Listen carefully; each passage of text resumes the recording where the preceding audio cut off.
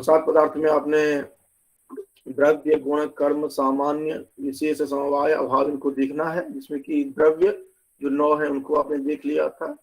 गुण जो है वहां देखना प्रारंभ किए थे, तो उसमें आपने प्रारंभ इस तरह से किया था: रूप, रस, गंध, स्पर्श, संख्या, परिमाण, पृथकत्व, संयोग, विभाग, परत्व, अपरत्व, गुरुत्व, द्रव्यत्व, स्नेह, शब्द, बुद्धि।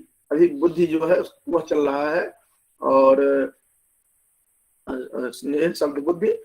आगे पढ़ेंगे हम लोग सुख, दुख, इच्छा, द्वेष, प्रयत्न, धर्म, अधर्म, संस्कार। इतना पढ़ करके तीसरी हो जाएगा आज यह ग्रंथ। तो यहाँ पर जो चर्चा हम कर रहे थे बुद्धि, बुद्धि में आए तो फिर बुद्धि का अलग अलग आपने भेद देखा। बुद्धि, ज्ञान, बुद्धि कहें या ज्ञान कहें, दो प्रकार की आपने देखा। स्मृति और अनुभव। स्मृति को आप देखने के बाद आप अनुभव देखते हैं। अनुभव भी 2 प्रकार का दिखा: यथार्थ अनुभव, अयथार्थ अनुभव। यथार्थ अनुभव ही प्रमा है और अयथार्थ अनुभव अप्रमा है।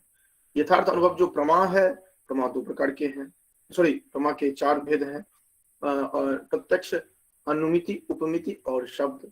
प्रमा के करण जो है वो भी 4 प्रकार के हैं: प्रत्यक्ष, अनुमान, उपमान और शब्द। अब करण कहा गया तो करण है क्या? तो असाधारण कारण को करण कहा गया। फिर कारण क्या है? तो कारण जो है वो कार्य नियत पूर्ववृत्ति है, ये आपने देखा। जो इसके बाद कार्य क्या है?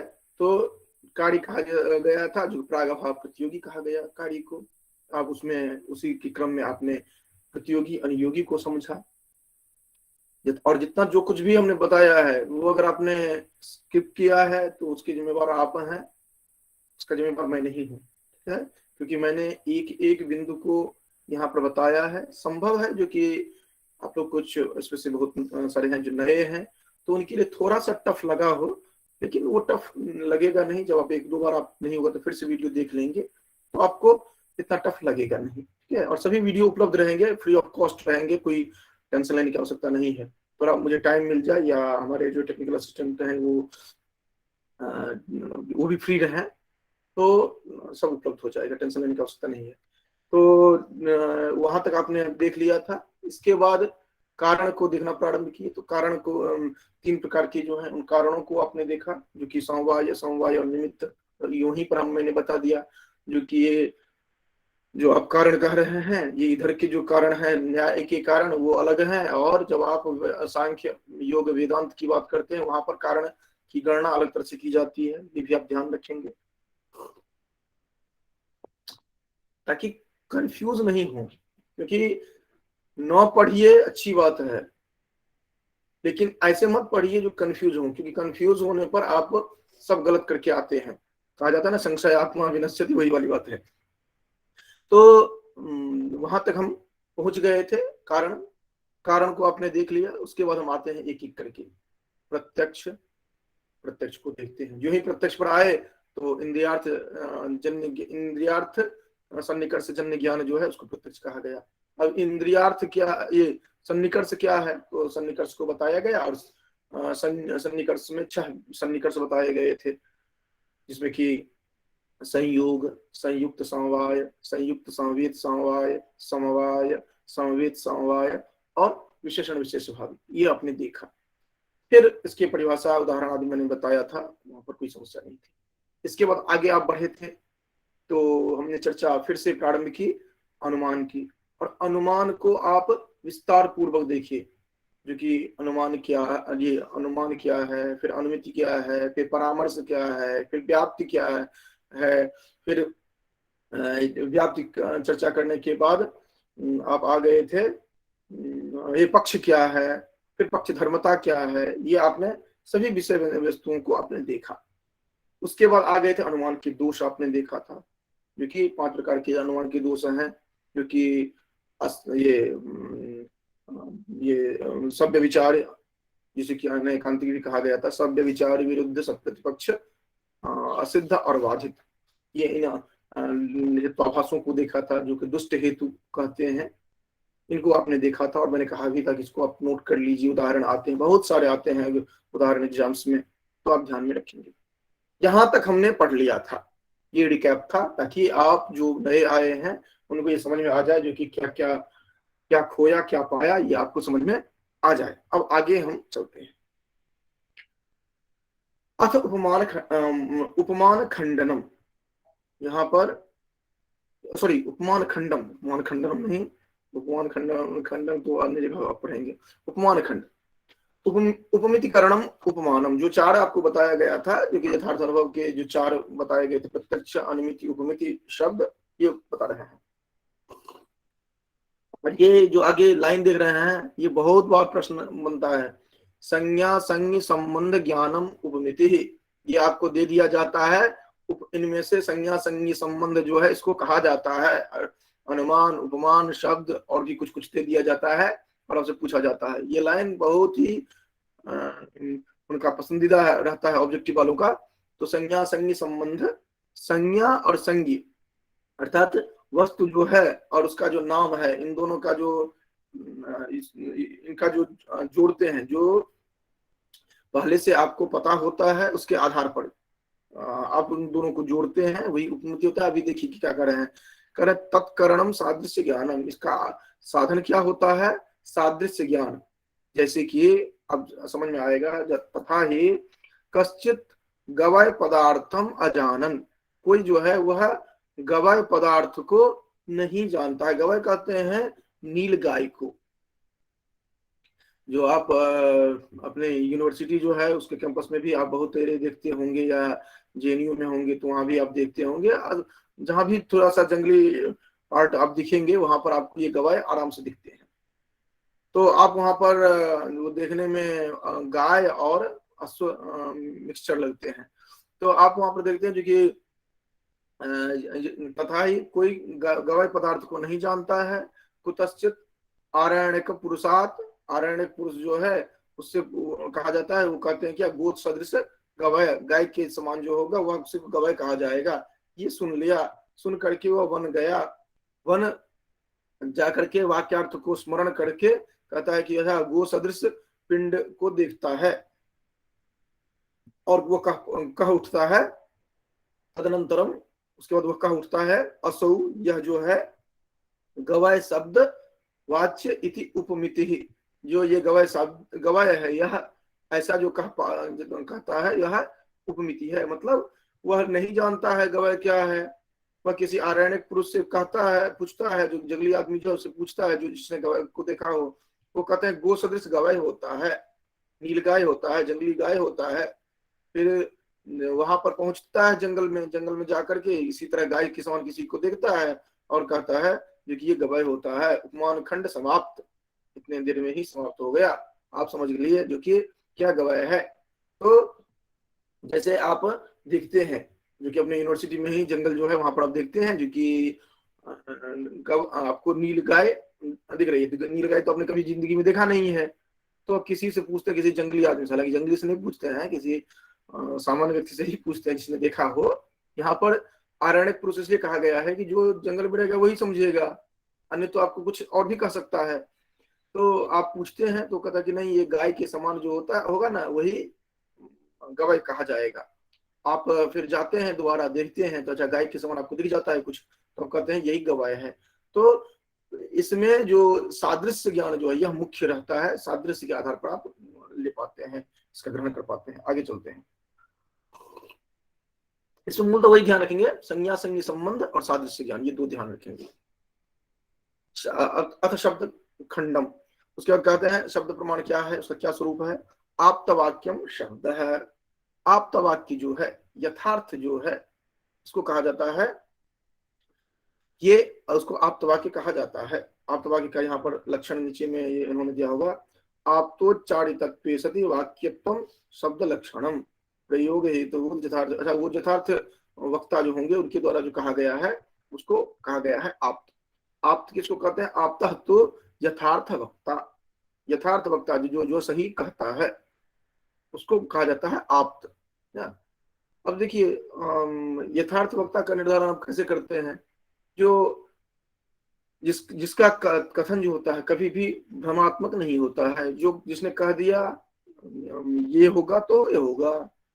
तो इस तरह को आप जिससे परिचित हैं, जैसे हम आपको यहाँ पर बता दिया जाता है क्योंकि 6 बजे से कक्षा है, तो आप अनिवार्य रूप से 6 बजे जुड़ते हैं। मान लीजिए आपको कहा जाए, जो कि किसी दिन कहा जाए 6 बजे से से कक्षा है, आप आते हैं, आप देखते हैं जी नहीं, कक्षा तो नहीं हो रही है, या पहले ही शुरू हो गई है।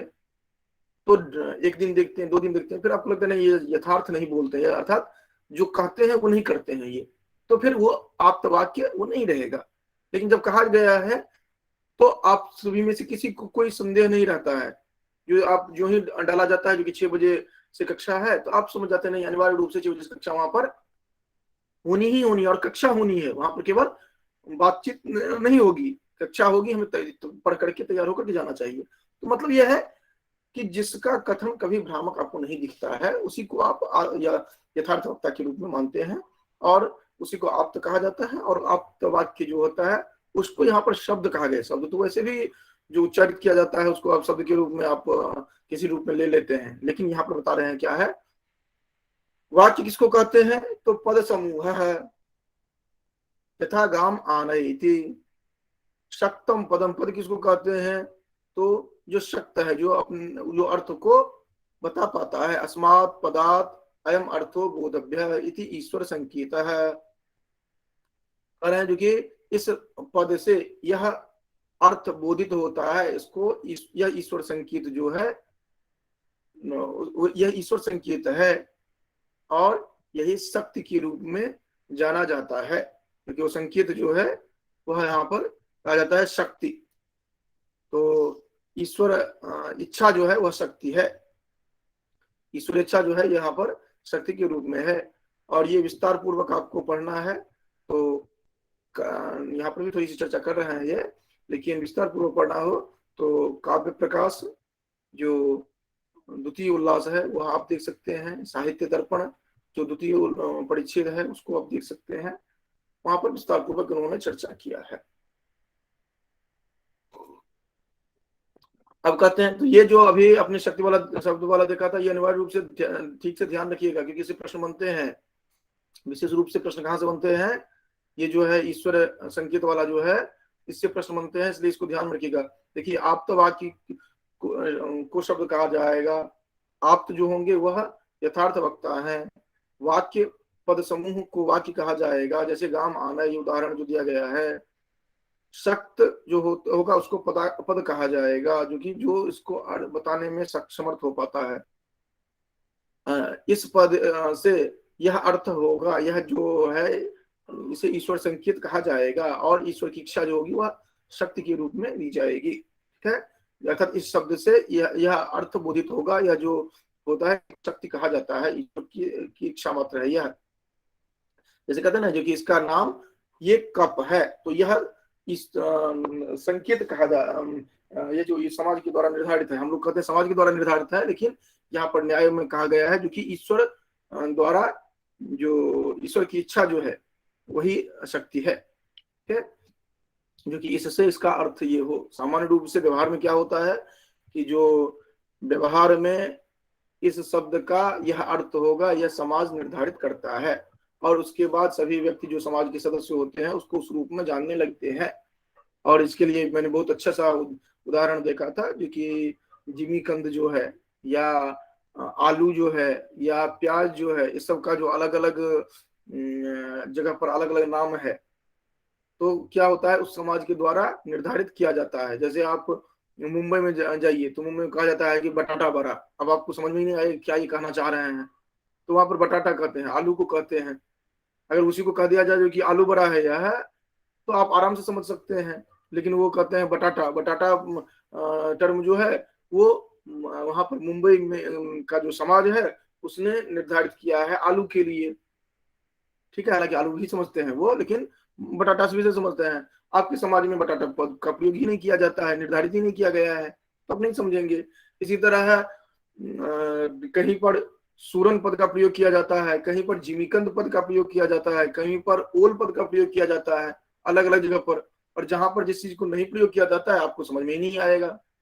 इसी तरह सब्जी आप लेते हैं, यूपी में बहुत प्रसिद्ध है टिंडा, या इधर आप देखेंगे टिंडा, और वही आप बिहार के प्रांत में चले जाइए, वहां पर आपको टिंडा कहीं दिखेगा ही नहीं। आप बोलते रहिए टिंडा, कोई समझेगा ही नहीं क्या है ये।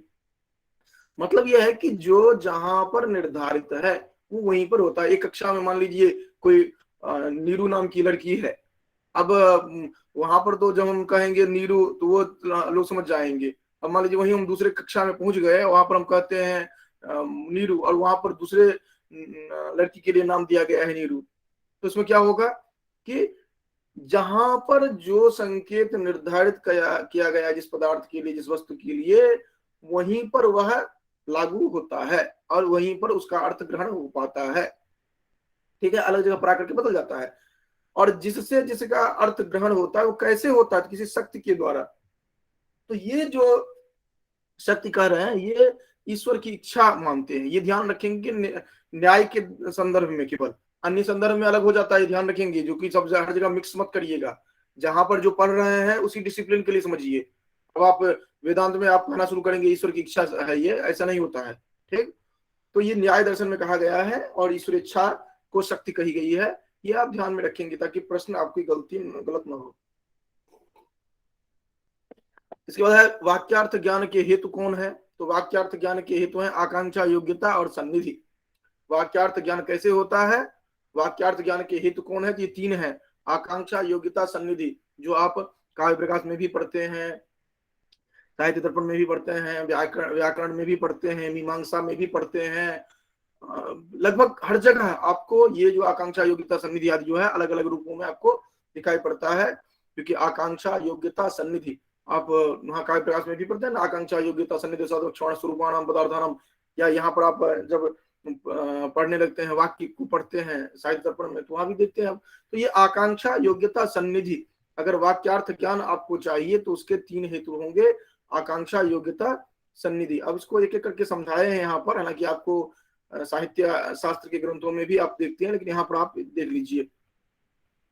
कह रहे हैं कि देखिए मूल रूप से वाक्य का अर्थ ग्रहण तो आप मीमांसा में विशेष रूप से देखते हैं, लेकिन तर्क संग्रह जो है वह भी वाक्य पर विचार करता है ढंग से। क्योंकि वाक्य का पर विचार नहीं करेगा तो फिर तर्क प्रस्तुत नहीं कर सकता है, युक्त युक्त कथन नहीं दे सकता है। तो इसलिए यहां देखेंगे और नव्य न्याय में आकर के तो और भी आप देखते हैं जो कि एक को ही खींचतान करके ऐसे वाक्य प्रस्तुत करना चाहते हैं जो वाक्य कहा जाएगा उससे तिल भर भी आप उसका अर्थ अलग नहीं ले पाएंगे आप ना। ये नव्य न्याय की एक विशेष शैली है और इसी कारण से वह थोड़ी सी जटिल हो जाती है भाषा। तो कर देखिए, करे पदस्य पदांतर व्यतिरेक प्रयुक्तान्वय अनुभावकत्वम आकांक्षा। ये देखिए ये थोड़ा जटिल है।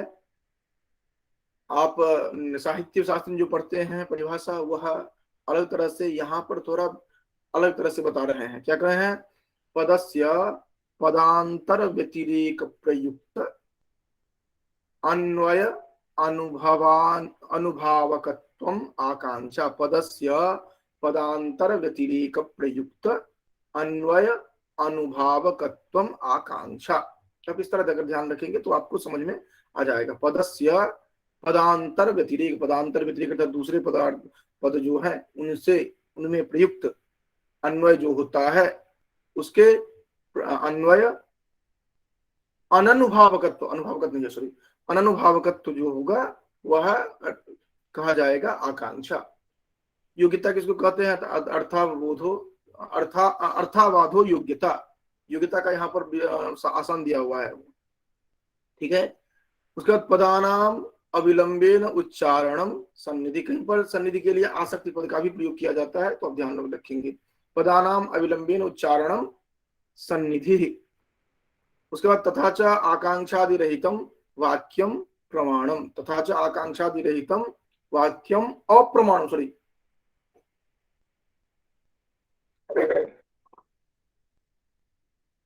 आकांक्षा आदि से रहित जो होगा वाक्य उसको अप्रमाण कहा जाएगा।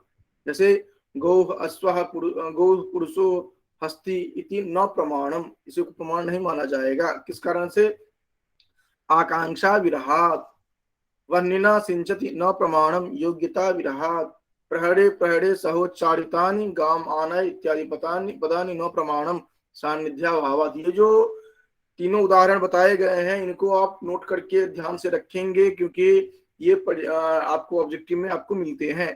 क्योंकि गौ पुरुषो हस्ति ये प्रमाण क्यों नहीं माने गए हैं, तो आकांक्षा विरहात, वहनिना सिंचत इसको प्रमाण क्यों नहीं माना गया है, योग्यता विरहात, प्रहरे प्रहरे अलग अलग प्रहर में प्रहर कहा जाता है लगभग 1.5 घंटे को, सॉरी 3 घंटे को, ठीक है। प्रहरे प्रहरे सह उच्चारितानि गाम आनय इति पदानि न प्रमाणम, क्यों, सान्निध्याभावात्, सान्निध्य या आसक्ति। और वहां पर भी पूछा जाता है, साहित्य शास्त्र में भी ये प्रश्न पूछा जाता है, लेकिन वहां पर वाक्य के संदर्भ में कहा जाता है, यहाँ पर प्रमाण के संदर्भ में पूछा गया है। तो कहा गया वाक्यार्थ ज्ञान में 3 प्रकार का हेतु है, आकांक्षा, योग्यता, सन्निधि। जिस पद में पदांतर व्यतिरेक प्रयुक्त, पदांतर व्यतिरेक प्रयुक्त का अर्थ है किसी दूसरे पद के अभाव प्रयुक्त जो अनन्वयान ननुभावकत्व है, अर्थात शाब्द बोध जनकता है, अर्थात किसी दूसरे पद के अभाव प्रयुक्त जो शाब्द बोध जनकता है वही आकांक्षा है।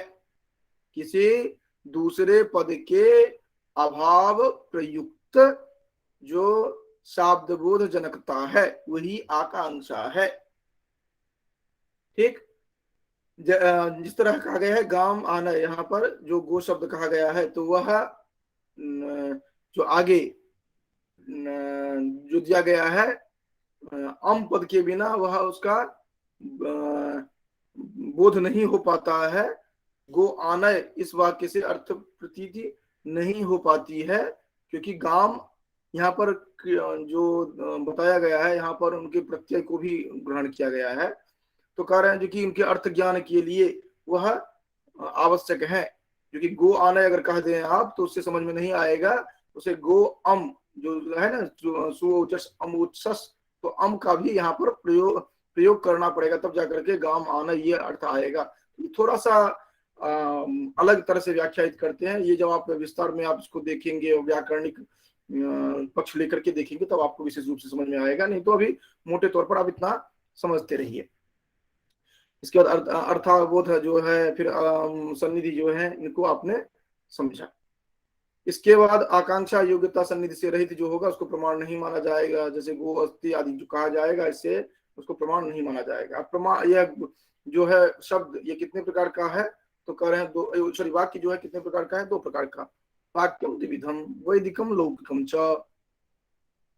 वैदिक क्या है, लौकिक क्या है, ये बता रहे हैं, क्योंकि वैदिक और लौकिक, वैदिक क्या है, लौकिक क्या है। तो वैदिकम ईश्वरोक्त तत्वात्, वैदिक जो होंगे वह ईश्वर, वेद स्मृति पुराण आदि जो है वह ईश्वर के वाक्य हैं, इस कारण से वो वैदिक प्रमाण है। देखिए यहाँ पर आकर के थोड़ा सा अलग हो जा रहा है, जो वैदिक वाक्य जो है वह ईश्वरोक्त है ये कहा गया है, ठीक है, इसीलिए वो सभी प्रमाण है, स्वतः प्रमाण है। लौकिकत्वम लौकिकम तो आप्तोक्तम प्रमाणम, लौकिक जो है वह आप्त वाक्य के द्वारा जो कहा गया है उसी को लौकिक को प्रमाण मानेंगे। अन्यत अप्रमाणम, अन्य जो कुछ भी रहेंगे उनको आप प्रमाण नहीं मान सकते हैं। शब्द ज्ञानम किम, शाब्द ज्ञानम किम, वाक्यार्थ ज्ञानम शाब्द ज्ञानम, शाब्द ज्ञानम किम, वाक्यार्थ ज्ञानम शाब्द ज्ञानम, तत्करणम तो शब्द है, उसके करण कौन है, शब्द है, जो ऊपर में भी आपने पढ़ा था। ये शब्द परिच्छेद आपका समाप्त हुआ। इसके बाद आते हैं जो कि अब विशिष्ट गुण निरूपण ये बता रहे हैं, अवशिष्ट जो गुण बचे हुए थे, क्योंकि आपने क्या पढ़ा था वहां तक आपने देखा था जो कि रूप रस गंध स्पर्श संख्या परिमाण पृथकत्व संयोग विभाग परत्व गुरुत्व द्रव्यत्व स्नेह शब्द बुद्धि और तो लिस्ट बचे हुए हैं ना। यहाँ से फिर से आप इन कर गए, ट्रैक चेंज कर लिए, आ गए आप वैशेषिक के जो तत्व मीमांसी जो चर्चा है उसमें आप आ रहे हैं। तो ये कितने स्मूथली ये ला रहे हैं। यथार्थानुभवस्य अयथार्थ अनुभव के कितने भेद हैं। देखिए, एक में से एक ही ट्रैक से कैसे ये अपने आप को परिवर्तित कर ले रहे हैं। अयथार्थ अनुभव के 3 भेद हैं। संशय, विपर्यय, तर्क। आपको कंफ्यूजन क्या होता है इसमें? संशय, विपर्यय, तर्क तो आप जानते हैं, लेकिन उसमें स्मृति को भी आप घुसेड़ने प्रयास करते हैं। लेकिन ध्यान रखेंगे, वह अनुभव के भेद हैं। अनुभव के भेद जो होंगे, सॉरी, बुद्धि के भेद हैं स्मृति। और अनुभव में 2 पार्ट जो होते हैं, उनमें यथार्थ अनुभव, अयथार्थ अनुभव। और ये अयथार्थ अनुभव के 3 भेद हैं, संशय, विपर्यय, तर्क। संशय, विपर्यय, तर्क जो है ये अयथार्थ अनुभव है। अब संशय किसको कहते हैं? अभी बार बार हम करते हैं संशय आत्मा विनश्यति। अब संशय क्या है वो देखिए। एकस्मिन् धर्मिणे विरुद्ध नाना धर्म वैशिष्ट्यावगाहि ज्ञानम संशयः।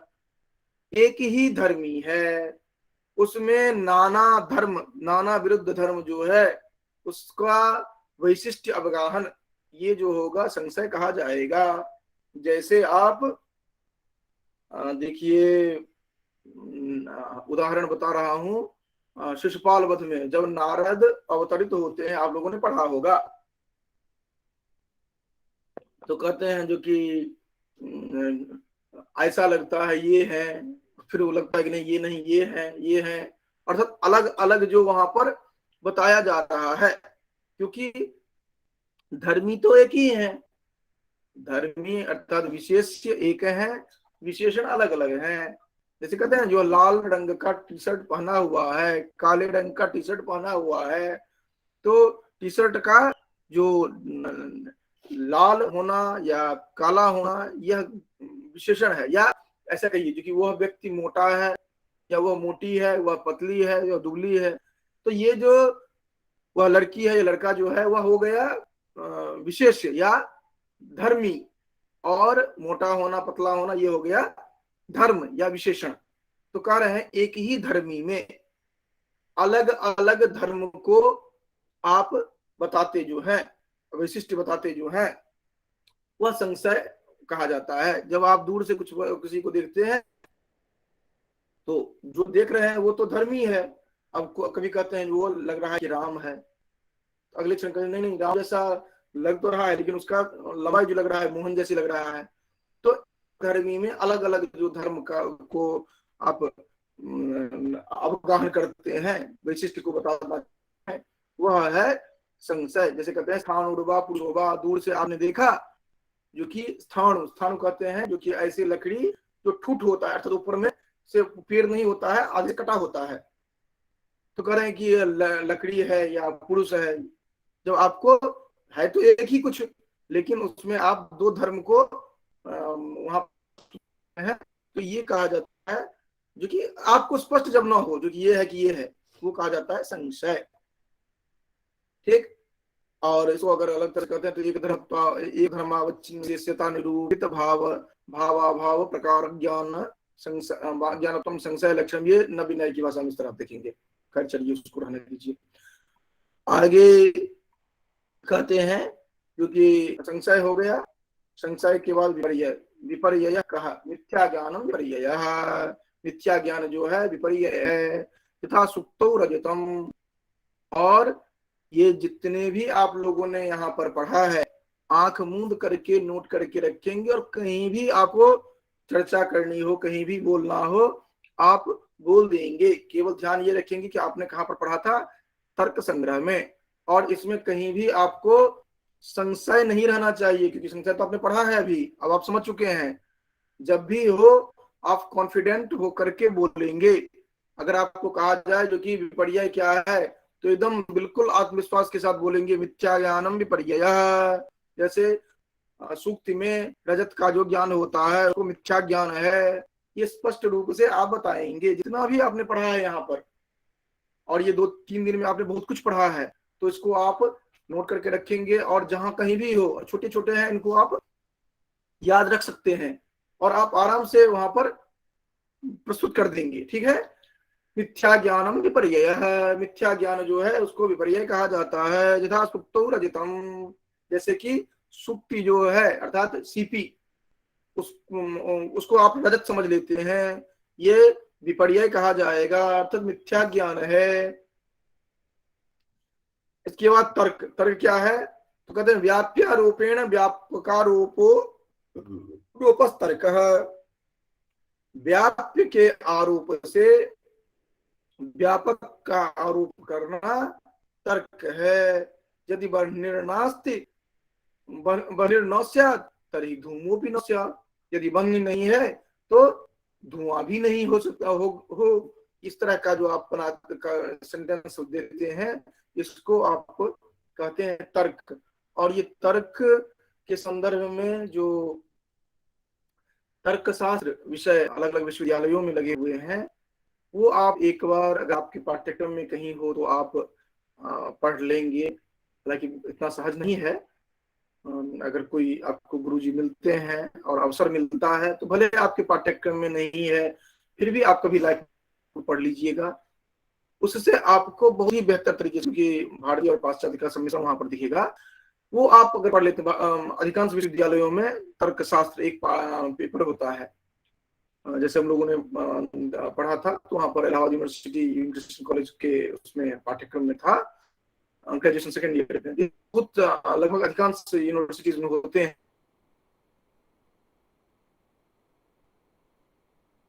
हैं और होना चाहिए ये। उसमें आपको बुद्धि व्यायाम के लिए बेहतर अवसर मिलता है। तो एक बार आप करें तो अलग अलग वाक्य होते हैं, वाक्यों को आप समझ पाएंगे और वहां पर जो दोष होते हैं वो भी आप समझ पाएंगे। और 100% मैथमेटिकल है। जैसे कि आप अभी यहाँ पर रीजनिंग देते हैं जिसमें कि एक छोटा सा उसमें से वेन डायग्राम वगैरह सा पार्ट है यूजीसी में, लेकिन पेपर में। लेकिन आप तर्कशास्त्र अगर पढ़ें तो आप बहुत कुछ सीखेंगे। कभी मौका मिले और अनिवार्य रूप से आप पढ़िएगा, आपका जो बुद्धि है और भी शार्प बनाएगा। क्योंकि ये मैंने पूरा पढ़ा है और सिद्धहस्त होकर के पढ़ा है, इस कारण से मैं कह रहा हूं। क्योंकि आपको कभी जरूर पढ़ना चाहिए। अभी अवसर नहीं है, जब भी अवसर मिले अनिवार्य रूप से आप पढ़िएगा। तो तर्कस्य किम स्वरूपम व्याप्यारूपेण व्यापकारूपः तर्कः। ये ग्रंथ सब जो मैं आपको अलग अलग कहता हूँ पढ़ने के लिए या अलग अलग आपकी सिद्धहस्तता रखने के लिए कर रहा हूँ, ये केवल एग्जाम के लिए नहीं है, केवल आपके एमए के लिए नहीं है, ये पीएचडी के लिए नहीं है। ये आपके व्यक्तित्व में परिवर्तन लाएगा। क्योंकि आपको जब इतना विषय वस्तु पता होगा तो कोई आपको बेवकूफ नहीं बनाएगा। आपको जो हम कहते हैं कि भौतिक का ये पढ़ लीजिए, इसका ये पढ़ लीजिए, मनोविज्ञान का ये पढ़ लीजिए, ये जो छोटे छोटे स्ट्रिंग में बताता हूँ ये चीज आप पढ़ लीजिए, ये इसलिए मैं कहता हूँ कि जब भी जो अवसर मिले वो आप ज्ञानार्जन में लगे रहिए। इससे क्या होगा कि आपका व्यक्तित्व जो होगा वह मल्टी डायमेंशनल होगा। में चर्चा करना होगा, आप साधिकार चर्चा करेंगे, क्योंकि आप उसको आपने उसको पढ़ा है, इसे हवाबाजी नहीं करेंगे आप। ठीक है, वो आपके लिए देखेंगे आत्मसंतुष्टि के लिए रहेगा सबसे अधिक। मैं ये नहीं कर रहा हूँ कि आप वो जॉब के लिए आपके लिए महत्वपूर्ण रहेगा या अन्य किसी चीज के लिए, ये सब तो खैर ये सब सेकेंडरी चीज है। ये जॉब वॉब जो देखते हैं, जो आपका जो अपना अस्तित्व है, जब कहीं आप खड़े होंगे बोलेंगे तो समझ में आएगा जो नहीं, ये इस व्यक्ति ने अध्ययन किया है, ये व्यक्ति जानता है। ठीक है, सब कुछ आप रट नहीं सकते हैं, सब कुछ स्मृति पथ पर नहीं रख सकते हैं, लेकिन कुछ तो रहेगा। आप तर्क संग्रह आपने इतना कुछ पढ़ा है, आपके पास नोट्स तो रहेंगे। मान लीजिए कभी आपको बोलने का अवसर मिलेगा तो आप पलट करके एक बार तो देख सकते हैं, हाँ मिथ्या ज्ञान वहां पर कहा गया था, ये चर्चा की गई है। आपको भले याद ना रहे, आप इतना तो कह सकते हैं ना, हाँ तर्क संग्रह में भी चर्चा किया गया है विपर्यय को, तो आप बता सकते हैं। तो इसलिए अनिवार्य रूप से पढ़ने का प्रयास करिए। अगर आप वास्तव में अपना जिंदगी ये अध्ययन अध्यापन के साथ देखना चाहते हैं तो देखिए, अध्ययन अध्यापन के साथ नहीं भी देखना चाहते हैं, अन्य फील्ड में भी जाना चाहते हैं, तो अपने भावों को तो एक्सप्रेस करना ही पड़ेगा, उसके लिए ध्यान में रखिए। चलिए, तो व्याप्यारूपेण व्यापकारूपः तर्कः। जो व्याप्य है, व्याप्य और व्यापक क्या होता है ये आप समझिए। व्याप्य होता है जो विस्तृत है, और व्यापक जो होता है वह विस्तृत होता है, और व्याप्य जो होता है वह उससे कम होगा। ठीक है, एक पहले से सिद्ध है, पहले से जो सिद्ध है वह उसके आधार पर जो आप अपनी बात को सिद्ध करते हैं। ये मोटे तौर पर इस तरह आप समझ कर रखिए लेमैन की भाषा में, जो पहले से जो सिद्ध है उसके आधार पर अपने वाक्य को आप सिद्ध करते हैं। और इसके भी अलग अलग रूप हैं कि तर्क तो अलग, साथ जब आप प्रमाण प्रमेय आदि की चर्चा करेंगे, षोडश पदार्थ जो न्याय के हैं वो जरूर पढ़ लीजिएगा, वो आप तर्क भाषा भी पढ़ेंगे तो वहां पर आप देख लेंगे ये, क्योंकि ये जो अलग अलग है, जो कि तर्क वितंडा आदि जो है वो इन सब में भी अंतर होते हैं, जो तर्क क्या है वितंडा क्या है।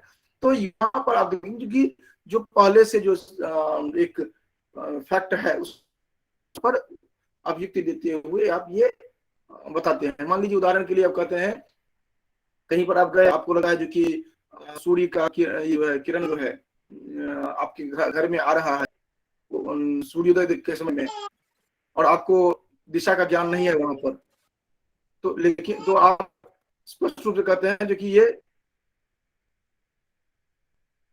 ये म्यूट कर देंगे, ये बच्चे का रोना आ रहा है तो बच्चे को मत रुलाइए, जाकर के बच्चे को देखिए, ठीक है, सभी म्यूट रखेंगे जिनका भी है। तो ये जो आप सूर्य उदय उदित ये सूर्य का किरण देखते हैं तो आप कह देते हैं जो कि यह सूर्य का किरण यहाँ पर आ रहा है और प्रातः काल का समय है, चूंकि सूर्य में पूरब में उदित होते हैं, इस कारण से यहाँ पर हम कह सकते हैं जो ये पूर्व दिशा से यह किरण आ रही है, अर्थात यह घर का मुंह जो है वह पूर्व दिशा की ओर है। तो इस तरह का जो आप बनाते हैं कॉन्सेप्ट, ये तर्क के आधार पर आप बनाते हैं। तो कहते हैं जहां पर नहीं है वहां पर धुआं भी नहीं रहेगा। इस तरह के बहुत सारे अनंत, और हम व्यवहार में प्रयोग करते हैं, लेकिन हम समझना नहीं चाहते हैं, वो अलग बात है, लेकिन जो व्यवहार में प्रयोग करते हैं इन सभी को। इसके बाद अगला है स्मृति, ये हमने पढ़ा था, संशय विपर्य और स्मृति है। हाँ, विपर्य के बाद स्मृति किसको कहते हैं? ये स्मृति वहां पर हमने बता बुद्ध ज्ञान स्मृति और अनुभव पढ़ा था ना, ये द्वारा यहाँ पर स्मृति देख रहे हैं, जो कि दोबारा जो देख रहे हैं ये क्या आया है, दोबारा क्यों आया है सर? वहाँ पे केवल जब बुद्धि का बताया दो टाइप होती है, तो आप तो कोई लक्षण देके छोड़ दिया गया था, यहाँ पे शायद डिफाइन किया जा रहा है। लक्षण देकर के छोड़ दिया गया। सर्वव्यवहार हेतु बुद्धिर ज्ञानम स्मृति और अनुभव में यथार्थ अनुभव नहीं, इसको थोड़ा देखना पड़ेगा, इसको नोट ऑफ इंट्रोगेशन करके रख लो। अच्छा नहीं, ठीक, ये इस तरह का है जो कि यहाँ पर स्मृति इसके अंतर्गत ये क्या क्या लिए थे अभी, एक मिनट, थोड़ा सा कंफ्यूजन नहीं रहना चाहिए किसी तरह से, क्योंकि कंफ्यूजन फिर आपको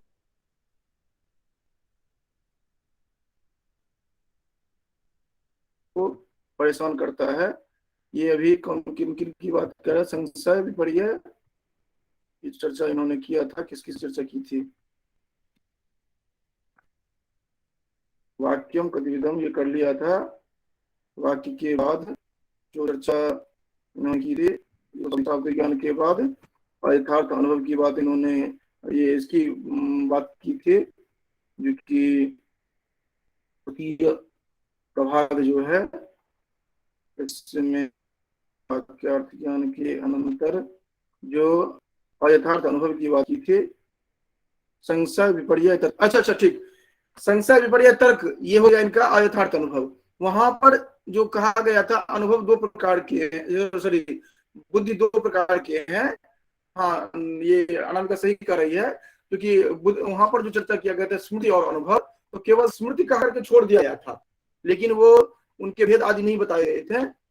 यहाँ पर भेद बताए जा रहे हैं, अंतर इतना ही है, इसलिए ये कंफ्यूजन की कोई आवश्यकता नहीं है, क्योंकि इन्होंने यथार्थ अनुभव तक को बता दिया, अनुभव को पूरी क्लियर कर दिया, तो अब बचता है स्मृति। तो स्मृति को यहाँ पर बनाना प्रारंभ करते हैं। स्मृति कितने प्रकार के होते हैं? स्मृति क्या, ये तो हम समझ लिए, जो कि वह बुद्धि के एक भेद है, ज्ञान का एक भेद है, जो कि स्मृति है, दूसरा अनुभव है। अब स्मृति जो है, स्मृति कितने प्रकार के हैं वो यहाँ पर बताना प्रारंभ करते हैं। ठीक, अब वही हम यहाँ पर देख रहे हैं, जो कि तर्क के बाद स्मृति की बात हम यहाँ पर देख रहे हैं। तो कह रहे हैं ये, क्योंकि स्मृति कितने प्रकार के होते हैं, तो कह स्मृति भी दो प्रकार के होते हैं। जैसे वहां पर अनुभव दो प्रकार का था, उसी तरह स्मृति भी दो प्रकार का है। एक है प्रमाजन्य यथार्थ और प्रमाजन्य अयथार्थ। प्रमा से युक्त जो होंगे, प्रमा के द्वारा जन्य जो होंगे वह यथार्थ होंगे, और प्रमाजन्य जो होंगे अयथार्थ होंगे। अर्थात आधार पर ही बनते हैं, तो आधार पर जो बनेंगे, जो प्रमा पर आधारित जो होंगे उनको यथार्थ स्मृति कहा जाएगा, और जो अप्रमा पर होंगे उसको अयथार्थ स्मृति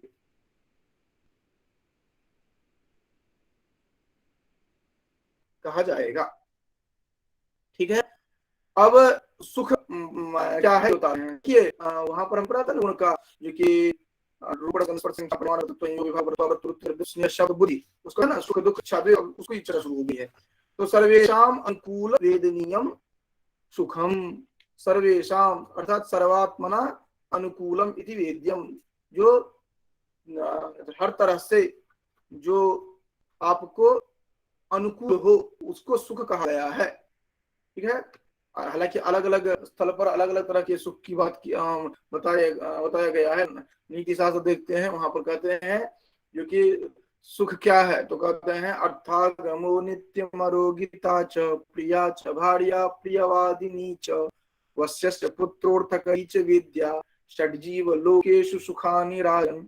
तो 6 प्रकार के सुख वहां पर बताए गए हैं। खैर चलिए, यहाँ पर सर्वेशाम अनुकूल वेदनीयम सुखम कह रहे हैं, सर्वा हर तरह जो सुख ये अनुकूल आपको लगे, अर्थात सुख हुआ है जो सर्वेशाम इष्ट मित्र शत्रु आदि सभी का प्रियजनक हो, उसको सुख कहा गया है। इष्ट मित्र सर्वेशाम षष्ठी बहुवचन में है, सभी का प्रियजनक हो, जो प्रिय लगे उसको सुख कहा जाएगा। है दुख से किम लक्षणम प्रतिकूल वेदनीयम दुखम, जो ठीक ना लगे उसको दुख कहा जाता है। सुख का जो नवन्यायिक शैली में जो लक्षण कहा गया वो है इष्ट साधनता ज्ञानान नधीन इच्छा विषयत्वम सुखस्य लक्षणम। और दुख के लिए कहा गया है इतर द्वेषान नधीन द्वेष विषयता शालित्वम दुखस्य लक्षणम। आप जो वहां पर बताया गया इतना ध्यान रखेंगे उतना पर्याप्त है।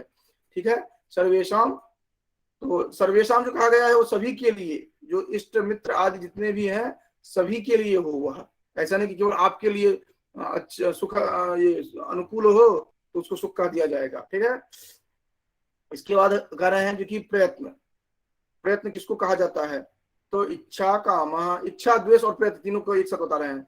इच्छा काम क्रोधोद्वेष कृत प्रयत्न। देखिए यहाँ पर तीनों को एक साथ बता दिया गया है, द्वेष को क्रोध यहाँ पर बताया गया है। इच्छा काम क्रोधोद्वेष कृत प्रयत्न। ठीक है, जो कि इसको थोड़ा देख लीजिए कि इसकी टिप्पणी में भी, क्योंकि बहुत ही संक्षेप में बताए हैं, इस कारण से इच्छा को बताते हैं। इच्छा त्वम जातिमिति इति, जिसमें इच्छा तो हो वह 2 प्रकार के होंगे, फलेच्छा उपाय इच्छा। फल सुख आदि जो होंगे वह फलेच्छा होंगे जिससे कि आपको सुख आदि की हो, और उपाय होगा जो कि यज्ञ याग। इसको नोट कर लेंगे, जो कि 2 प्रकार के होंगे, इच्छा फल की इच्छा होगा और उपाय की इच्छा। फल की इच्छा सुख आदि हुआ, उपाय की इच्छा जैसे याग आदि हुआ। द्वेष जो है उसको क्रोध कहते हैं, द्वेषम निरूपति। इच्छा द्वेष है ना, द्वेष क्या है तो क्रोध है, जो कि जो करें द्वेष्टि अनुभव सिद्ध द्वेष जातिमान दुष्ट साधनता ज्ञानजन्य गुणोद्वा द्वेष है। अर्थात जो दुष्ट साधन जो है उससे जो जन्य ज्ञान होगा, गुण होगा, उसको द्वेष कहा जाएगा। अर्थात क्रोध को यहाँ पर बताया गया है। प्रयत्न को बताते हैं कृत प्रयत्न, प्रयत्नत्व जाति वाला जो होगा उसको प्रयत्न कहा जाएगा। प्रयत्न 3 प्रकार का है, ध्यान रखेंगे, प्रवृत्ति, निवृत्ति और जीवन योगी। ये 3 प्रकार के प्रयत्न बताए गए हैं। प्रवृत्ति होगा, या तो उसमें आप जुड़ेंगे, निवृत्ति उससे आप साइड जाएंगे। जीवनोपयोगी, जीवन योगी, जीवन योगिनी, जीवन योगिनी क्या है ये देखना पड़े। जीवन योनि ये कह रहे हैं जो कि जीवनात् अदृष्ट जन्यो गुणो, ये बता रहे हैं, अर्थात प्राण संचार कारक। जीवन योनि का अभिप्राय यहाँ पर है जो प्राण संचार कारक जो है उनको लिया गया है तीसरे में। ठीक है, तो ये इच्छा, क्रोध, इच्छा, काम, क्रोधो, द्वेष है, कृत्य, प्रयत्न, ये तीनों को एक साथ बता दिया गया है। कामना जो है वह इच्छा है, क्रोध का नाम द्वेष है, कृत्य का नाम यत्न या उद्योग है। और यत्न को आपने तो वहां भी पढ़ा था जब आप उच्चारण स्थान पढ़ रहे थे लघु सिद्धांत कौमुदी में, आभ्यंतर और बाह्य प्रयत्न को लेकर के। इसके बाद धर्म अधर्म का लक्षण बता रहे हैं, और ये आप ध्यान रखेंगे क्योंकि धर्म अधर्म इतना महत्वपूर्ण विषय है जो जिसका डिबेट कभी खत्म नहीं होता है।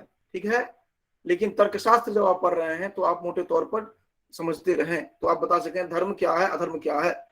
क्योंकि धर्म अधर्म की चर्चा जब आप मीमांसा दर्शन पढ़ेंगे वहां भी देखेंगे, जब आप अलग अलग जो शास्त्र हैं उनको भी देखेंगे वहां पर भी आपको अलग अलग दिखाई पड़ेगा जो कि धर्म का लक्षण क्या है, अधर्म का लक्षण क्या है। ये जो रह रह करके आप आते हैं, जब भी मन होता है पहुंच जाते हैं भोज के लिए, ये अच्छी बात नहीं है।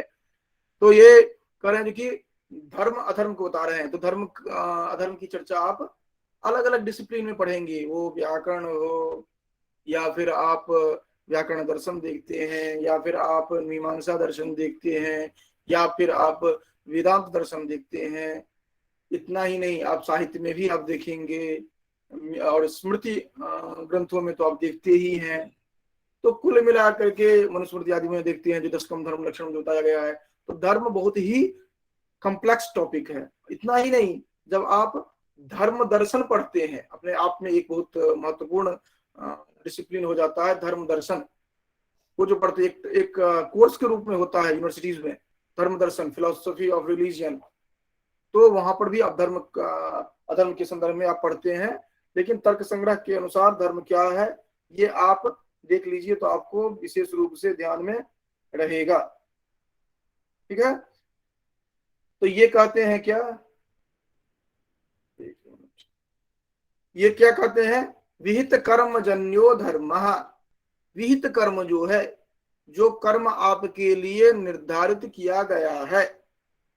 विहित का अभिप्राय यहाँ पर मोटे तौर पर वेद विहित कहते हैं, जो कि वेद विहित धर्म जो कर्म जो है वह आपके लिए जो निर्धारित किया गया है उसको कहते हैं धर्म। सामान्य रूप से हम क्या कह देते हैं कि जो आपका कर्म है वही आपका धर्म है। अब कर्म का निर्धारण कौन करेगा, जो कि आपका क्या कर्म है।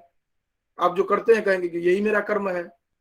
तो वस्तुतः यह है कि जो किसी एक विशेष ऑथोरिटी के द्वारा निर्धारित कर दिया गया है, वह ऑथोरिटी क्या है, यहाँ पर वेद है। क्योंकि हम जब विस्तार में चर्चा करते हैं तो हम मूल रूप से जो हमारे वेद के द्वारा जो निर्दिष्ट है, जो कि ये चीज करना चाहिए, ये नहीं करना चाहिए, ये काम में है, कर्म है, ये निषिद्ध है, ये जो नित्य है, नैमित्तिक है, प्रायश्चित है, उपासना है, ये वेदांत सार में भी आपने पढ़ा था। तो जो निर्धारित किया गया है उस वह कर्म जो आपका है वो असाइंड वर्क है आपके लिए, असाइंड ड्यूटी है। वह ड्यूटी आपका वही धर्म है।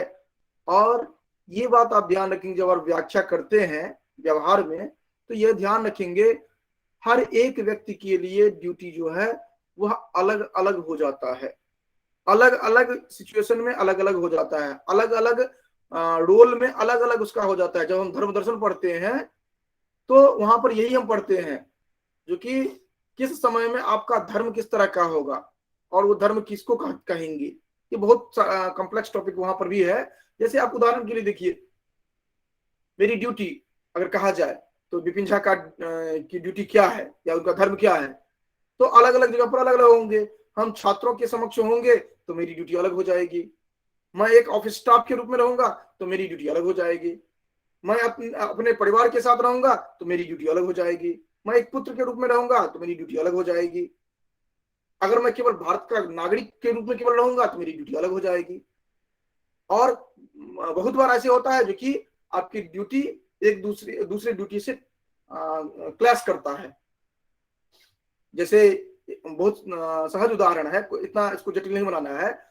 जैसे आप किसी स्कूल में, यूनिवर्सिटी में, कॉलेज में नौकरी करते हैं या किसी ऑफिस में नौकरी करते हैं, आपका एक इंस्ट्रक्शन आया आपके बॉस के द्वारा, जो ये चीज आपको करना है, लेकिन वहीं पर क्या होता है कि दूसरा पहले से आपको सेंड है, तो आप देखते हैं कि कौन सा करना है, तो जो सुपर ऑथोरिटी का होगा वो आप उस पर जाते हैं, आप वो ड्यूटी आप में कन्वर्ट हो जाती है ऑटोमेटिकली। ठीक है, तो ये जो कहा गया विहित कर्म जन्यो धर्म, तो विहित का अभिप्राय यहाँ पर वेद विहित है, ये ध्यान रखेंगे, और वो ऑथोरिटी से संबद्ध है। विहित कर्मजन्यो धर्म और निषिद्ध कर्मजन्य तो अधर्म, जो निषिद्ध कर्म है, जो जिसको मना किया गया है, फिर यहाँ पर आ जाएगा क्या मना किया गया है, किसके द्वारा मना किया गया है, तो वो भी ऑथोरिटी के द्वारा ही मना किया गया भी होगा।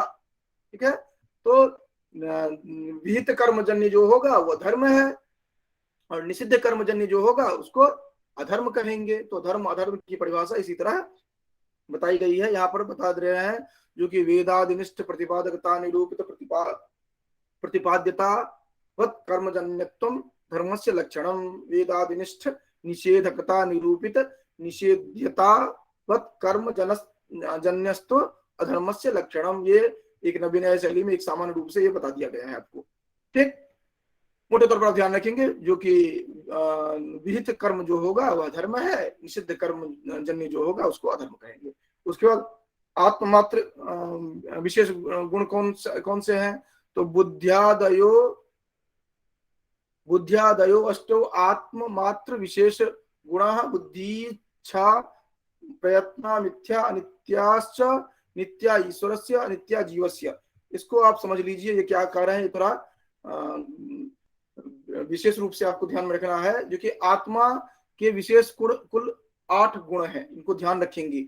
बुद्धि, सुख, दुख, इच्छा, द्वेष, प्रयत्न, धर्म, अधर्म, ये आप ध्यान में रखेंगे। वहां पर जो आपने देखा था ना, जो कि रूप रस गंध स्पर्श संख्या परिमाण प्रतिकत्व संयोग विभाग परत्वा परत्व गुरुत्व द्रव्यत्व स्नेह शब्द बुद्धि सुख दुख इच्छा द्वेष प्रयत्न धर्माधर्म संस्कार चतुर्विंशति गुना, तो इनमें 8 जो है, संस्कार को हटा दीजिए और बुद्धि से पहले को हटा दीजिए, यही कुल 8 जो होंगे ये आत्मा के विशेष गुण हैं।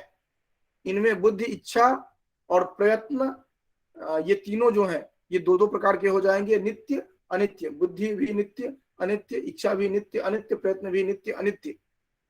ईश्वर की बुद्धि जो होगी, ईश्वर की बुद्धि, इच्छा और प्रयत्न जो है यह नित्य होंगे, और जीव के संदर्भ में अगर चर्चा करेंगे तो ये अनित्य होंगे, ये ध्यान में रखेंगे। तो आत्मा के जो विशेष गुण हैं इसको आप अंडरलाइन करके रख लेंगे, क्योंकि इससे जब प्रश्न आते हैं तो हम उलझते हैं। क्यों? क्योंकि हम इसको जानते नहीं रहते हैं, इस कारण से उलझते हैं। तो आत्मा के विशेष गुण हैं ये 8, बुद्धि, सुख दुख, इच्छा द्वेष, प्रयत्न, धर्म, अधर्म। इनमें बुद्धि, इच्छा और प्रयत्न ये 3 जो है ये दोनों के लिए अलग अलग होगा। जो ईश्वर होंगे उनके लिए नित्य होगा, और ये जो ये जीव है उनके लिए अनित्य होगा।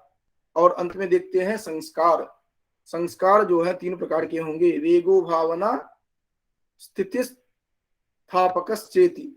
वेग, भावना और स्थितिस्थापक। वेग पृथिव्यादि चतुष्टय मनोवृत्ति। वेग जो होगा इसका फिर स्टाइल आ गया पहले के जैसा, इसको नोट कर लेंगे। संस्कार 3 प्रकार के होंगे, वेग, भावना और स्थितिस्थापक। वेग जो होगा वह पृथ्वी आदि जो 4 हैं, साथ साथ मन, पृथ्वी, तेजो, वायु और मन, इन 5 में रहने वाला होगा। ध्यान रखेंगे 5 हो जा रहा है, पृथ्वी आदि 4 और मन 5 में रहेंगे। ये जो वेग जो है, वेग की स्थिति किस में होगी, पृथ्वी, जल, तेज, वायु एवं मन 5 में होगा। और अनुभवजन्य स्मृति हेतु भावना, अनुभवजन्य जो स्मृति का हेतु है वह भावना है। आत्मवृत्ति आत्मा में रहने वाला धर्म है। अन्यथा कृतस्य पुनः तदवस्थापकश्च स्थितिस्थापकः। और जो है ये इनको स्थितिस्थापक के रूप में लिया गया है, जैसे कटाद पृथ्वी, ये चटाई आदि जो है उसका जो पृथ्वी के साथ जो गुण है उसको लिया गया है स्थितिस्थापक के रूप में। इसको आप देख लीजिए क्या कर रहे हैं, ये स्पष्ट रूप से ये जो का अनुवाद किए हैं इसको देखिए। संस्कार 3 प्रकार के हैं, वेग, भावना और स्थिति स्थापक। वेग जो है, वेग रूप संस्कार जो है पृथ्वी, जल, तेज, वायु और मन, इन 5 में रहने वाला है। द्वितीय भावना जो है, अर्थात आपने देखा था वेग, भावना और स्थिति स्थापक ना, द्वितीय जो है संस्कार भावना, वह अनुभव से उत्पन्न और स्मरण के कारण होता है। यह भावना केवल आत्मा में रहने वाला धर्म है। तो संस्कार जो है वेग, भावना और स्थिति स्थापक, उसमें वेग 5 में रहेंगे, पृथ्वी, तेजो, वायु और मन, और भावना जो है सिर्फ और सिर्फ आत्मा में रहने वाला संस्कार है। और तीसरा है स्थिति स्थापक, यह उस तरह का संस्कार है जिस संस्कार से दूसरी अवस्था में आई हुई जो वस्तु है वह पुनः अपनी अवस्था में आ जाए। ये थोड़ा बहुत आपको लगता है उसके जैसे जो आपने कर्म देखा था ना, वहां पर उत्क्षेपण, अपक्षेपण, आकुंचन आपने देखा था ना। तो आकुंचन तो अलग हो गया कर्म के संदर्भ में, लेकिन जो दूसरे अवस्था में आपने समेट करके आपने दिया है चटाई को, और फिर वह आ जा रहा है, फैल जा रहा है, जो ये जो है ये स्थिति स्थापक के अंतर्गत ये आएगा। जो इस तरह का संस्कार जो है चटाई आदि पार्थिव पदार्थों में यह दिखाई बताया जाता है इस तरह का। ये फिर कह रहे हैं जो कि कर्मादि लक्षण, कर्म का लक्षण क्या है, जो कि संस्कारा गुणा। अब चलनात्मकम कर्म, ये आपने वहां पर देखा था, जो कि ऊर्ध्वदेश हेतु उत्क्षेपणम, क्योंकि वहां पर बताया नहीं गया था, केवल उत्क्षेपण, अवक्षेपण, आकुंचन, प्रसारण, गमन कह दिया गया था, परिभाषा नहीं बताया गया था। तो चलनात्मकम कर्म, कर्म किस क्या का है, चलनात्मक है। ऊर्ध्वदेश संयोग हेतु उत्क्षेपणम, अधोदेश संयोग हेतु अपक्षेपणम, शरीरस्य सन्निकृष्टस्य संयोग हेतु आकुंचनम, विप्रकृष्ट संयोग हेतु प्रसारणम, अन्यत सर्वम गमनम। ये जो 5 वहां पर बताया गया था, उत्क्षेपण, अपक्षेपण, आकुंचन, प्रसारण, गमन, उसकी परिभाषा यहाँ पर उन्होंने बता दिया। ऊपर की ओर जो ऊपर के देश से जो संयोग होता है उसको अपक्षेपण कहा जाता है। जो गेंद को ऊपर की ओर फेंकते हैं ना, वो हो गया ये उत्क्षेपण, और वह जो नीचे की ओर फेंकते हैं वह हो गया अधोदेश संयोग हेतु जो होता है वो अपक्षेपण हो गया, उस तरह का कर्म। फिर आकुंचन, जब आप ये संकुचित करते हैं, अर्थात उसके जैसे रबर आदि है उसको आप प्रेस करते हैं तो जो संकोच की स्थिति में जो आता है वह आकुंचन हुआ। और फिर वह जो फैलता है इस तरह का, या रबर को आप खींच करके फैलाते हैं, वह विप्रकृष्ट हो गया। और इसके अतिरिक्त अन्य जो कुछ भी है वह सभी गमन कहा जाता है। गमन क्या है, तो अन्य सर्वम गमनम। ठीक है, ये चर्चा वहां पर केवल लक्षण बताया गया था इसलिए बताया। फिर सामान्य का लक्षण, क्योंकि सामान्य वहां पर कहा गया था ना, पर सामान्य, अपर सामान्य, लेकिन सामान्य का लक्षण नहीं बताया गया था। तो क्या नित्यम अनेकानुगतम सामान्यम, ये ध्यान रखेंगे, जो नित्यम अनेकानुगतम सामान्यम, नित्यम एकम अनेकानुगतम, नित्यम एकम अनेकानुगतम, नित्य होगा, एक है, और अनेकानुगत होगा, इसे को सामान्य कहा जाएगा। द्रव्य गुण कर्म वृत्ति, ये किसमें रहने वाला धर्म है, ये नोट कर लेंगे सभी को, क्योंकि द्रव्य गुण और कर्म में रहने वाला धर्म है। और ये 2 प्रकार का होगा, परापर भेदात, पर सत्ता, अपर द्रव्य। पर जो है वो सत्ता से संदर्भित, और अपर जो है वह द्रव्य से संदर्भित है। यहाँ पर बता दिया गया नाना पदार्थों में जो रहे वह सामान्य या जाति कहलाता है। यह द्रव्य गुण और कर्म में रहता है। सबसे अधिक देश में व्यापक रहने वाला जाति जो है वह सत्ता है, और इसके बाद जो द्रव्यत्व जाति आदि जो है कम देश में रहने वाला जो है वह जाति है। सबसे अधिक में रहने वाला सत्ता, और सबसे कम में रहने वाला वह दूसरा जो भेद बताया गया था, यह बता दिया गया, सत्ता और द्रव्य। उसके बाद विशेष का लक्षण बताया गया, नित्य द्रव्य वृत्तयो व्यावर्तका विशेषा, वहां पर कहा गया था ना, जो कि विशेषास्तु अंतः एव जो कहा गया था। तो नित्य द्रव्य वृत्तयो व्यावर्तका विशेषा, विशेष वे हैं जो नित्य द्रव्यों में रहते हुए एक दूसरे को व्यावृत करें, पृथक करें। फिर समवाय, ये ध्यान देंगे, अब जो बता रहे हैं इसको विशेष रूप से ध्यान देंगे। समवाय से लक्षणम किम, समवाय किसको कहा जाएगा, नित्य संबंध समवाय, क्योंकि बार बार आपने समवाय सुना है, ठीक ना, वहां पर समवाय कारण, समवाय कारण आदि के संदर्भ में भी आपने सुना था। तो नित्य संबंध समवाय, नित्य संबंध जो है वो समवाय है। अयुक्त सिद्ध वृत्ति, ये ध्यान रखेंगे, अयुक्त सिद्ध वृत्ति, अब अयुक्त सिद्ध वृत्ति क्या है? ययोर द्वयोर मध्ये एकम अविनश्यत पराश्रितमेव अवतिष्ठते तावत् अयुत सिद्धौ यथा अवयव अवयवीनौ गुण गुणिनौ क्रिया क्रियावन्तौ जाति व्यक्ति विशेष नित्य द्रव्य चेति। ये बहुत बार प्रश्न बनता है, इसलिए इसको ध्यान में रखेंगे। क्या है कि नित्य संबंध है समवाय, इसको अयुत सिद्ध वृत्ति कहा जाता है। अयुत सिद्ध वृत्ति का क्या है कि वह दो गुणों के मध्य वाला एक ऐसा संबंध है जो कि एक नष्ट होगा तब तक की स्थिति में दूसरा वहां पर रहेगा, वह एक के साथ वह भी नष्ट हो जाएगा, इस तरह का है। और ये अवयव अवयवी में, गुण गुणी में, क्रिया क्रियावान में, जाति व्यक्ति में, और विशेष नित्य विशेष जो है विशेष विशेष सॉरी ये विशेष और नित्य जो इन नित्य द्रव्यों में रहने वाला यह रहेगा। कह रहे हैं क्या क्या? जो कि नित्य संबंध का नाम समवाय है। यह समवाय संबंध अयुत सिद्ध पदार्थों में रहता है। जिन दो अयुत सिद्ध को समझिए, जिन दो में एक पदार्थ जब तक नष्ट न हो जाए तब तक परस्पर एक दूसरे के बिना न रह सके, वो ही दोनों अयुत सिद्ध कहते हैं। अर्थात जब तक एक नष्ट नहीं हो जाएगा तब तक वो दोनों एक साथ ही दिखेंगे। ये अवयव अवयवी, गुण गुणी, उसके बाद अवयव अवयवी, गुण द्रव्य, क्रिया और द्रव्य, जाति और व्यक्ति, नित्य द्रव्य और विशेष, इनमें रहने वाला धर्म है। और ये प्रश्न पूछे जाते हैं जो कि इनमें से किनके मध्य ये अयुत सिद्ध संबंध होता है या समवाय संबंध होता है, या ऐसे भी पूछे जा सकते हैं जो कि इनमें से अयुत सिद्ध संबंध का उदाहरण कौन सा है। तो ये आपको पांचों याद रखने हैं। जो कि पांचों में क्या याद रखना है? तो ये जो कि अवयव अवयवी, गुण गुणी या गुण द्रव्य, उसके बाद क्रिया द्रव्य, उसके बाद जाति व्यक्ति और नित्य द्रव्य और विशेष, इसको पूछा जाता है। नॉर्मली ये जो टर्म दिया गया है यही पूछा जाता है, इसको हिंदी वाला नहीं रहेगा। अवयव अवयवीनो, गुण गुणिनो, क्रिया क्रियावंतो, जाति व्यक्ति, विशेष नित्य द्रव्य, ये पूछा जाता है। तो ये आप ध्यान में रखेंगे। इसको अयुत सिद्ध वृत्ति कहा गया है। उसके बाद अभाव, अभाव के लिए मैंने पहले ही चर्चा कर लिया है, जो कि अनादि शांत प्राग अभाव है, ये मैंने पहले चर्चा कर लिया है। उत्पत्ति पूर्वम कार्यस्य, उत्पत्ति से पूर्व कार्य का जो अभाव होता है, मैंने घड़ा का अभाव देकर के मैंने बता दिया था प्राग अभाव क्या है। फिर उसके बाद प्रध्वंसाभाव साधिरनंत है, प्रध्वंस है, ये मैंने पहले बता दिया था।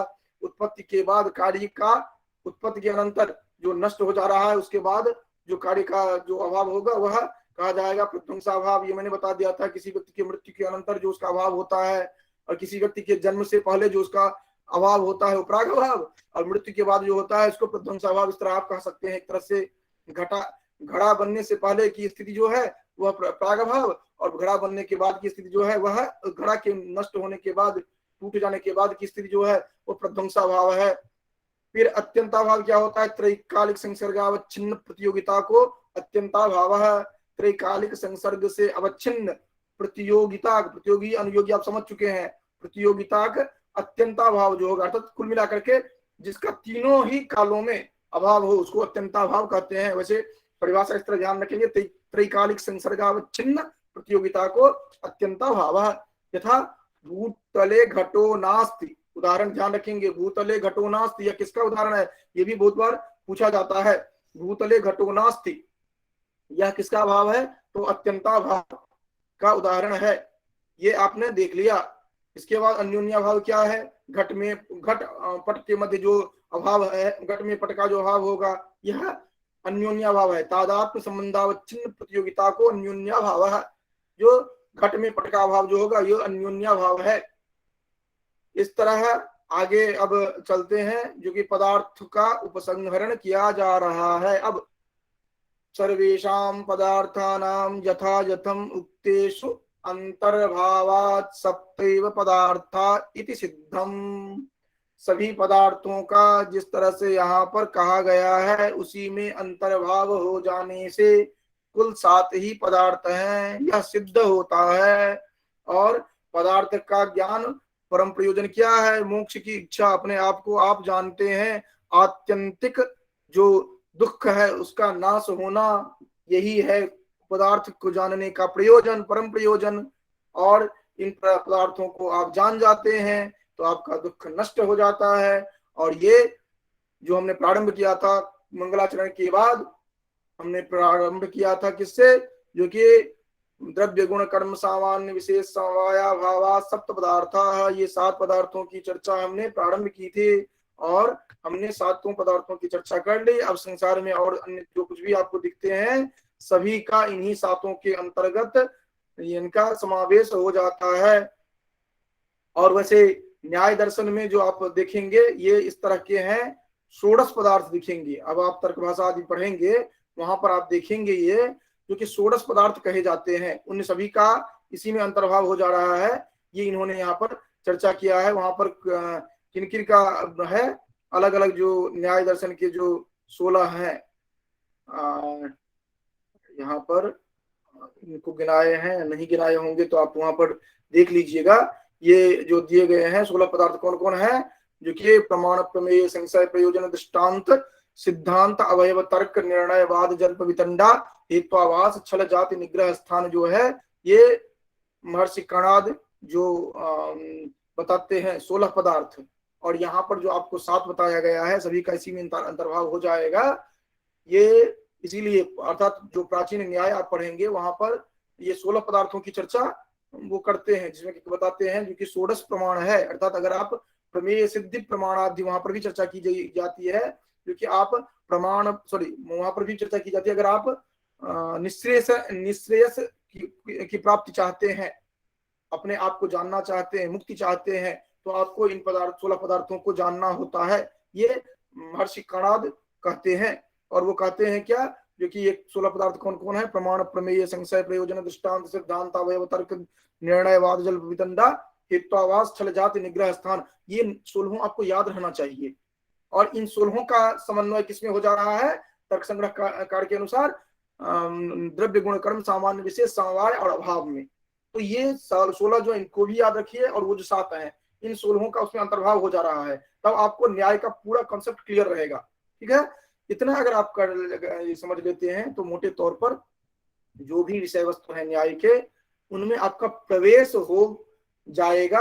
अर्थात अब आप इसमें प्रवेश करने लायक है, ये आपका इसीलिए कहा गया था। जो कि आपने जो प्रारंभ किया था, जो कि बालानाम प्रवेशाय, जो आपने निधाय हृदय विश्वेशम विधाय गुरुवंदनम बालानाम सुखबोधाय क्रियते तर्क संग्रह जो कहा गया था, वो इसी संदर्भ में कहा गया था।